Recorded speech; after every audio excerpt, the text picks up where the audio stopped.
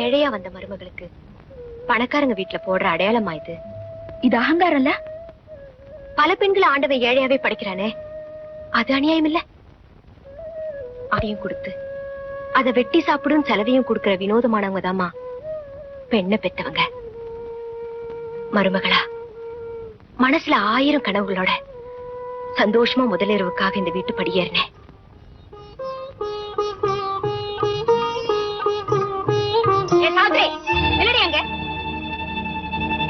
சொன்ன நகைய ஒழுங்கா போட உங்க அப்பனுக்கு வக்கில்ல, சொகுசா மேல ஏறி போறியா?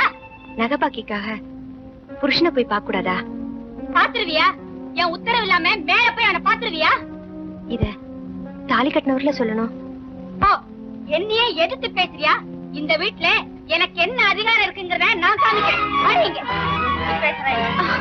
என்ன பண்றேன் பாரு. அம்மா